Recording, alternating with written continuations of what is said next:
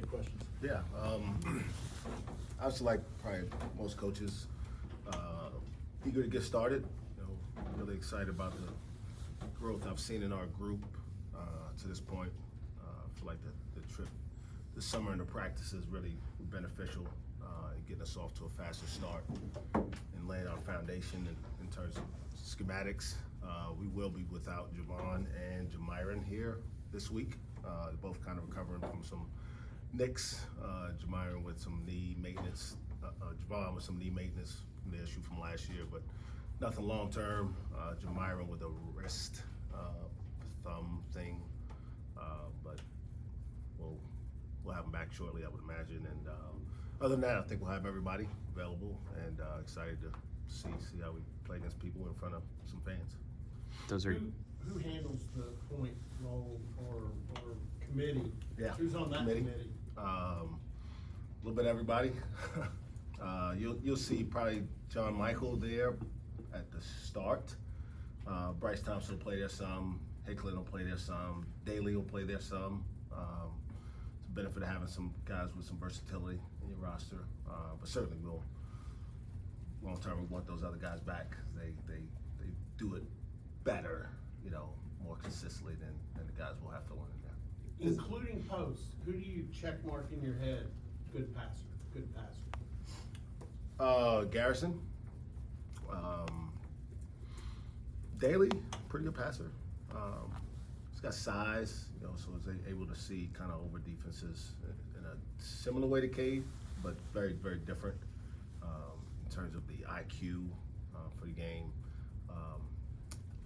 Hicklin's a pretty good passer, but we obviously brought him here to be a shooter for us, so we won't play him a ton there. He's been shooting the ball really well in practice, and we need him to continue that. Like, how much does it help that you were kind of forced into some of those situations last year with Avery Yeah, and whatnot? you know, you never know what you learn from, right? I mean, obviously it was a really unfortunate situation, especially the timing of it last year. You know, kind of started to play really well, and then really would just get Musa back, and you lose him basically for the rest of the year, as it turns out. So, but it helped me start to kind of realize how we needed to adapt and maybe bringing more guys along in that role. So, in case something happens, you have another way to play. you mentioned it shouldn't be that long. Do you expect starting the regular season without those guys, or? I don't know that. I try not to get ahead of that. I mean, I'm very hopeful and optimistic that they're both making really good progress. They'll both be in practice here this week, so that's always a good sign. But I don't want to get ahead of, you know, we're still a week away. We're going to make sure that we have them for the long haul. So while I don't anticipate them being out long, I don't want to put a specific time frame on it because I want to make sure that they're ready to go when it's time. Well, when they're ready to go, that, you know, we can have them for the duration of the season. I don't know what goes into scheduling these exhibition games, but did you schedule this with Jarius in mind? Did you? You know what? I didn't. Obviously, I know their coach, and obviously the coach coached him. Recruited him in high school. He's got a really good relationship with him still. So it's just kind of one of those cool things that happened to be a part of the story, but it wasn't necessarily for him. Okay. That wasn't one of his negotiations in his recruiting process. I thought it was for John Holt. John Holcomb was always in my mind in scheduling. I mean, he's been telling Dave and I, hey, my alma mater's coming. Coach Boynton brought in my alma mater. Absolutely. Yeah. Gotta watch what color he's wearing on. I gotta watch what color. Well, He's wearing orange. I won't check his underwear, so I think How was the homecoming and hoops weekend? Did you get out of it what you wanted to? Yeah, I mean, you know, for me that's it's twofold, right? It's for our students, primarily to start getting them aware of basketball seasons here, but also it's a big recruiting opportunity as well. So to have some of the kids that we had on campus be around and see the environment that you know, that potentially is here for them in their future was also a big point for us. Is there early signs of team chemistry with so many new guys and so many young guys? You pleased with how it's developed? Yeah, I mean, you know, it's always hard to say for sure until you got to play the games, right? I always say, I mean, the summertime's fun and everybody's in a good mood and gets along because no one's not played the amount of minutes that they thought they were going to play, and no one's been yanked out of the game for taking a bad shot, and so you see some of that as you get into this time of year. But for the most part, I've been really pleased with the way they've received coaching. And we've probably been more demanding of this group than any other group in my time here. Not coincidental, it's one of my youngest groups, and I'm aware that we need some of these young guys to come along pretty quick. And so I really have been pleased with their coachability. I do think they get along well. And a big part of that is, they all came here with the same mission, that winning was their #1 priority. And that was a big point of emphasis for us in the spring.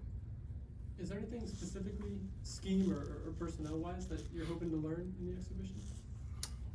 You're always trying to figure out if what you do in practice, right, if it can translate. Like I said, Jarris Hickman's been shooting the ball really well. Connor Dow's been shooting the ball really well. It's a thing that we've been really intentional about, not only practicing better, but in recruiting, trying to identify guys who could shoot the ball better. It's been an Achilles heel for us, quite honestly, for the last few years. And so want to see us make a few threes. That'll make me feel good coming out of the game. Now, obviously, as you go along in the season, the competition will change for sure, but shooting's it's a real thing in this game, and if you can find a way to consistently make threes, you'll give yourself a chance on most nights. John Michael kind of said maybe he's seen signs of that a little bit in the offseason. Have you seen signs of good shooting? Yeah, I'm not sure that there's anybody on our team that I wouldn't be comfortable shooting a three in a game. Now, we're not running plays for Mike Marshall shooting threes. I make that clear. Nor are we necessarily running plays for Miranda to shoot threes, but I watch them shoot them in practice, and they all have pretty good shooting techniques and mechanics and all that stuff. So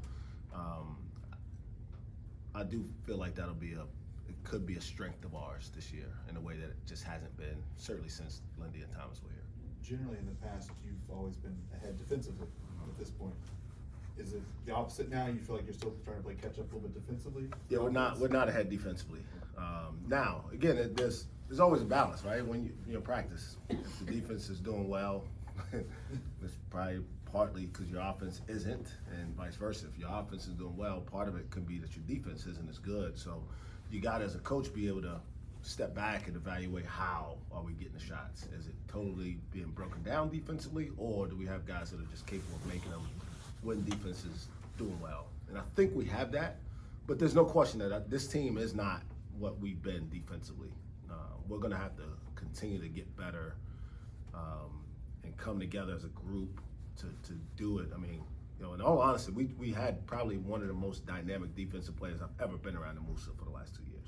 He literally could take away a significant portion of a team's offense by himself. And you just don't have that type of presence. But I think collectively they care enough that they're going to play hard enough to do it. They're going to follow the game plan and all that stuff.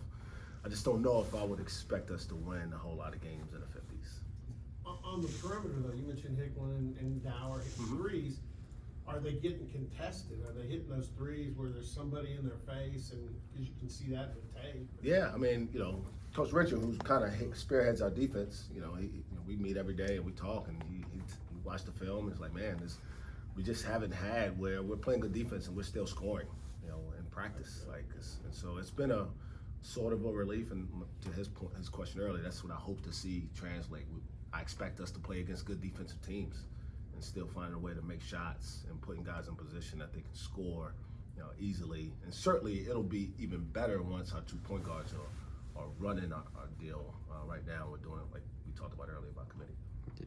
There's been times, you mentioned since Thomas and Lindy, there's been times where you brought in guys for 3-point shooting, it hasn't necessarily worked out for everybody. Does this feel different going into this year, or are you still kind of holding your breath saying, I hope this happens when the lights turn on? Yeah, no, it feels different in the sense that as a group, it's probably the best shooting group that I've had. I mean, we could literally put 5 guys on the court that can all make a three. We've never had that before. And be very comfortable with whoever gets open taking a three in that lineup. And that would, maybe with McBride at the 5 and Daly at the 4, and you got Hickman and Dow and John Michael. I mean, you got 5 guys who can all make them, which totally changes how teams have to decide to defend you. what do you do with the front court? Obviously, you've got the two young guys with incredibly high ceiling. Then you've got Mike Marsh with experience. How do you kind of balance those minutes, do you think? You know, I don't know this for sure, but if I were guessing right now, Marshall's going to start. I think it's good for those young guys. It kind of takes some pressure off them anyway. They're both the other two are going to play, and honestly, my hope is at some point they both start to put it together and they kind of supplant him in terms of the volume of minutes. Maybe he starts the whole year. I don't know, right? But I liken Marsh to Norrance Odiase from Texas Tech a few years back. He's got that veteran physical experience, presence, but they had some younger guys who he was like the first sub every game. I think he sometimes jumped ball and they called timeout to get him out of the game. But he had the presence. He knew he wasn't going to break down on the scout report early, not give up anything easy. He's going to rebound, bring some toughness to you. And I see Marsh kind of embracing that. I think it's a little bit more polished offensively around the basket than Odiase was. But the young guys are getting better. McBride has probably had the biggest improvement of any kid that I've seen from the time he got here to before the season started. There was literally considerations in August on whether we should redshirt him because he just turned 18. Like, he's really, really young. But also, he just wasn't ready. He just couldn't figure it out. It was moving way too fast for him. And he was getting down on himself. And the last thing I want him to do is lose faith in his own ability in the process, because I think he could turn out to be the best guy on this roster long term. He's that talented. But he's had a really kind of an awakening in the last 2 weeks where he's starting to understand it and figuring out how to be effective on both ends of the court. Defense is an actual English word to him now. You know, it used to be a Japanese phrase that I was saying to him about 3 weeks ago. And now he's like, oh, defense, when I don't have the ball, like when the other team has it, we get to do something too? Yes, we still have to do something. So, but I've been really pleased with him because while he was struggling, he was always super coachable. He never fought being challenged to get better, and that's why he's gotten better. And so I'm excited to see kind of where he goes, how it evolves over the course of the year, but he's going to be a really good player. What are some of the things, you mentioned defense, but what are some of the things that he wasn't doing at the beginning that he is doing now? I mean, he wasn't doing anything. No. I mean, now, every now and then he'd jump up and make a shot, but like he didn't know how to get open. He didn't know where to cut, how to screen, blocking out, which is like, why? Oh, like literally, it was like he wasn't ready to be on a college team 2 months ago. And just the continual work and film study and weight room, and you know his teammates encourage him. He's really blossomed here. So. But college basketball's gotten old over the past couple of years. What challenge have you had to embrace with such a young team? Being comfortable, believing that you can still have success doing it this way. And I'm not dumb. I may be stupid, but there's an element of development I still believe is at the core of college basketball and guys being able to get better over the course of their careers. Now, we've also tried to mix in, you know, Jarius and Marsh and bring a Javon in to help Jamiron or whatever, right? So I think we're going to try to find a balance. Some people have gone totally away from high school recruiting altogether. I don't have any plans on going that direction. But the challenge is you're teaching them all the time. I mean, everything. We're going to practice a jump ball today. Like literally, it's on my practice plan. Where do you stand? How do you win it? Like what? Sounds like simple, but I literally watched Brandon Garrison lose the jump ball 3 times in Spain, and I was like, hey, do you know what you're trying to do here? And he looked at me like I had 2 eyeballs, because I do. I know you spoke to it a little bit before, but have you and the coaching staff come up with any specific hard goals that you want to see get done before the season? Yeah, I mean, we talk about that internally. We don't usually publicize those things. You know, kind of talk about it as a team and trying to keep ourselves focused on the day-to-day. And that's one thing we do talk about publicly. It's like, let's be better at 5 o'clock when practice is over. And with a young team, I think it's even more important that you have those small, you know, goals that you can be tangibly achieving in the short term, because the big picture can get overwhelming and the season is much longer than they imagine. and not in the sense that we're playing so many more games, but the games are harder more consistently. So when you just focus on the process of getting better today and put that behind you, or if you had a bad day, come back tomorrow, then that's what we gotta try to keep that focus. Bryce mentioned when we asked like who he thought would jump off when the season started. He mentioned Isaiah Miranda. What do you think he's bringing to this team, off the court and on the court? So he's probably the most unique guy, both as a person and a player, that we have on the team, maybe that I've ever coached. In that he is, I mean, he's legit 7'1". If he puts his mind to it, he's like by far the fastest guy on the team. Like no one can outrun him. He jumps 41 inches. I mean, it's like he's got all the physical tools to become a really, really good player. He's just got to find the discipline. And within some more structure, I think has helped him. The consistency of practice, not letting up on him. But he can make a three. He can pick and pop. He can catch a lob. He can defend at the rim. He can defend on the perimeter. We'll play a zone this year that he's going to be at the top of a lot, which will be different. But he's capable of moving his feet and being really disruptive. So he probably has the most versatile athletic skill of anybody we have. Which again, when the game starts and you just kind of lose yourself in it, he can do some stuff that just no one else can do. You mentioned zone. You've gone to that 7 the past year or two more than usual. Do you expect more now with the defense being? Yeah, I don't know. I mean, that's something that I would imagine we'll evolve with. The last time we played a lot of zones, we were young. It was Cade's year, and that also kind of evolved. I don't know how many of you guys remember the Marquette game, but I told this story before. For whatever reason, I don't know if it was something he ate at the hotel or whatever, but Cade decided he didn't really feel like playing defense that day. So I had to make a choice. I could lose, or I could play a defense that he doesn't know that he's out there playing defense in. So we called timeout. We were down like 12-4 or something like that early. We called timeout, and I literally drew up 5 X's and told them, hey, stand there. Tried to not let them score. And we went on like an 18-2 run, and we played zone about 80% of the rest of the season. So he taught me a lot. Is this a 1-3-1? How are you getting Isaiah at the top of his zone? It's kind of a matchup. It's sort of a funky kind of 3-2 sort of that morphs a little bit. We kind of let him roam. Okay. He's a roamer. Kind of got to let him be who he is. Because being who he is can make a lot of stuff happen.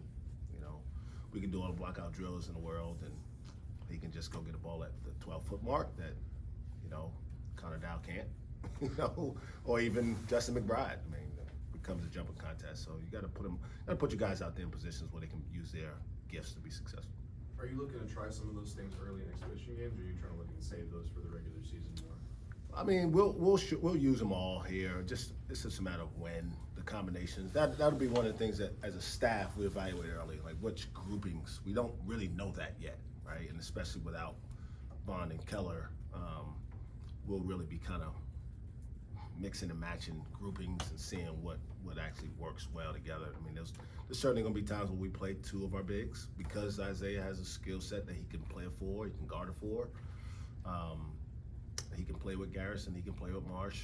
Probably won't see Marsh and Garrison out there much together, but really any other combinations are fair game. Tell him everything he's going to do the next 2 weeks. Want him to be right about it. Everybody good?